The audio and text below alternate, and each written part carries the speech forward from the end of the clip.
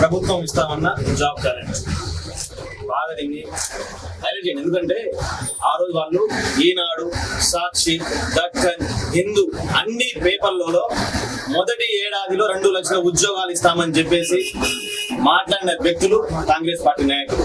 ఇవాళ PCC chairman గారు మహేష్ కుమార్ గౌడ్ గారు మాట్లాడుతున్నారు, మేము మొదటి ఏడాదిలో ఎక్కడ అనలేదు, 5 సంవత్సరాల్లో భర్తీ చేస్తామని చెప్పేసి అన్నారు. కళ్ళు కాకులు ఎత్తుకుపోయినాయి, మీకు కనబడతలేడా మహేష్ కుమార్ గౌడ్కి? ఎందుకంటే ఎస్పెషల్ ఆయనకి, ఎందుకంటే ఆయన మాట్లాడుతుండ్రు, గాంధీ భవన్ వేదికగా మాట్లాడుతుండ్రు, మేము ఎక్కడా కూడా అనలేదు 2 లక్షల ఉద్యోగాలు మొదటి సంవత్సరం అని చెప్పేసి. ఈడ మీరు అడ్వర్టైజ్మెంట్ ఇచ్చింది, మీరు పేపర్లో ఇచ్చింది మేము చూపెడుతున్నాం, ఆధారాలతో సహా లెక్కలతో సహా ఇక్కడ వివరించగలుగుతున్నాం. మీరు ఇచ్చిన ఉద్యోగాలు ఎన్ని అంటే 13,000 ఉద్యోగాలు మీరు ఇచ్చింది. అది కూడా గత ప్రభుత్వం కూడా అన్ని డిపార్ట్మెంట్లకు వెళ్ళి ఆర్థిక శాఖ ఆమోదం పొందిన తర్వాత మీరు ఇచ్చిన ఉద్యోగాలు 13,000 చిల్లర. ఇలా మాట్లాడుతున్నారు ఒక ఆయన.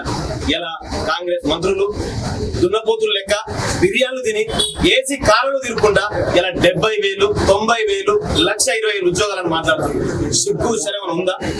మీ నిజంగా చదవస్తుందా? ఏ ప్రభుత్వంలో వచ్చినది, ఏ టైంలో వచ్చింది, ఆధారాలతో సహా లెక్క పెడుతున్నాం. ఇవన్నీ కూడా 2023 డిసెంబర్లో, 2023 అక్టోబర్లో, సెప్టెంబర్లో, అదే విధంగా జనవరిలో రిలీజ్ అయిన నోటిఫికేషన్లు. మీరు వచ్చిన తర్వాత వచ్చిన ఉద్యోగాలన్నీ కూడా 13,000 చిల్లర. ఇవాళ ఒక ఆయన మాట్లాడుతుండు, చదువు లేనోడు, చదువు రానోడు, సైరం కానోడు చెప్తుంటే బాధ అనిపిస్తుంది.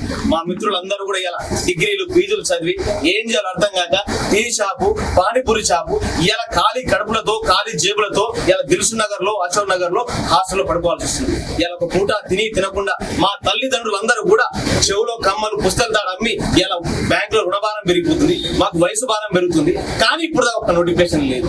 ఇలా మాతోటి ఆ రోజు ఓటేపిస్తున్న ఆయన బల్మూరి వెంకట్కి ఇలా ఎమ్మెల్సీ వచ్చింది. అదే విధంగా కోదండరాం సార్కి ఎమ్మెల్సీ పదవి వచ్చింది. ఆకురి మురళి సార్కి చైర్మన్ పదవి వచ్చింది. రియాజ్ గారికి ఇలా చైర్మన్ పదవి వచ్చింది. మేము లేకుండా వీళ్ళకి పదవులు వచ్చేదా? ఆ రోజు మా చుట్టూ బెల్లం చుట్టూ ఈగ లెక్క గాంధీ భవన్ చుట్టూ మమ్మల్ని తిప్పి ఇలా అధికారం తీసుకొచ్చేది. ఆ రోజు మమ్మల్ని అందరినీ కూడా వాడుకొని అధికారంలో వచ్చిన పార్టీ ఇలా కాంగ్రెస్ పార్టీ. కాళ్ళకి బల్పాలు కట్టుకుని కాంగ్రెస్ పార్టీకి పనిచేసినాం. ఆ రోజు కాంగ్రెస్ పార్టీ వస్తుందని ఇలా రేవంత్ రెడ్డి మోహన్ చూసో, రాహుల్ గాంధీ మోహన్ చూస్తే మేము ఓట్లేదు. 2 లక్షల ఉద్యోగాలని చెప్తే మేము ఆ రోజు బస్ యాత్రలు చేసినాం. ఇగో ఆధారాలు, బస్ యాత్ర చేసిన ఆధారాలు. మేము ఉత్తగా ఏవి కూడా మాట్లాడతలేవు, మీ లెక్క చదువు లేనోడు లెక్క మాట్లాడతలేవు. ఎక్కడ ప్రెస్ పెడితే అక్కడ పెడితే త్వరలో అని చెప్పట్లేదు. మీరు ఇచ్చిన ఉద్యోగాలు, మీరు ఇస్తామన్న ఉద్యోగాలు లెక్కలతో, ఆధారాలతో సహా మేము ముందుకు పెడుతున్నాం. ఇలా కొంతమంది మీడియా మమ్మల్ని వక్రీకరిస్తుంది. ఇలా పెయిడ్ ఆర్టిస్ట్ అను, ఈ ఆర్టిస్ట్ అను. మీ చుట్టూ తిరిగిన వాళ్ళ వీళ్ళందరూ కూడా మీ చుట్టూ తిరిగిన వాళ్ళే. మీ పార్టీ రావాలని చెప్పేసి, అధికారంలో రావాలని చెప్పేసి సోషల్ మీడియా వేదికగా యూట్యూబ్, అదే విధంగా టెలిగ్రామ్, వాట్సాప్ అన్ని వేదికలు చేసుకొని కాంగ్రెస్ పార్టీ వస్తే మాకు ఉద్యోగాలు వస్తాయని రైతు భరోసాకు, రుణమాఫీకి దేనికి బాధపడకండి, మేము ఉన్నామంటూ మా తల్లిదండ్రులు సాగిలా ఇలా కాళ్ళకు మొక్కి ఇలా కాంగ్రెస్ పార్టీ ఓటు. ఇలా ఏమైంది? ఓట్లు వేపించిన మా పరిస్థితి అధ్వానంగా మారింది, ఆవేదనంగా మారిపోయింది. మా గురించి ఒక్కరు కూడా మాట్లాడిన పరిస్థితి. ఇలా మంత్రులందరూ కూడా ఏసీ కాలంలో తిరుగుతుంది. మేము లేకుండా మీకు భద్రపలు వచ్చేదా? ఇలా ఒక్కోడు ఎమ్మెల్సీ రానోడు, ఇలా సర్పంచ్ గెలవడు కూడా ఇలా మంత్రి పదవి. ఎవరి పుణ్యాన? ఇలా తెలంగాణలో జంజడ్ ఉద్యమం అనేది 2023 స్టార్ట్ అయింది. ఇలా ప్రపంచ తరాలు ఇప్పుడు గుర్తిస్తున్నాయి. కానీ మేము లేకుంటే మాత్రం కాంగ్రెస్ పార్టీ అధికారం రాకపోయింది. ఇలా ఒకటి చెప్తున్నాం, సూటిగా చెప్తున్నాం, మీరు ఉద్యోగాలు ఇస్తానంటేనే మాట ఇవ్వండి. ఉద్యోగాలు మా వల్ల కాదంటే మేము ఊర్లో పోయి పని చేసుకుంటాం. ఇది మాత్రం క్లియర్ కట్ గా.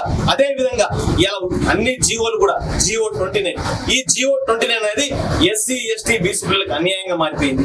అదే విధంగా జియో 46 అది కూడా, అదే విధంగా జియో 108, ఇవన్నీ జీవోలు కూడా నిరుపేద విద్యార్థులకు మెడకు ఉడతాడు లెక్క మారిపోయింది. మరి ఈ జీవోల గురించి మాట్లాడరా? మరి అదే జియో పిల్లల విద్యార్థులను వాడుకుని ఇలా అధికారం వచ్చిన వారు ఇలా ఎందుకు మాట్లాడతలేదు? ఇలా కోదండరాం సార్కి ఎమ్మెల్సీ అవసరమా అండి?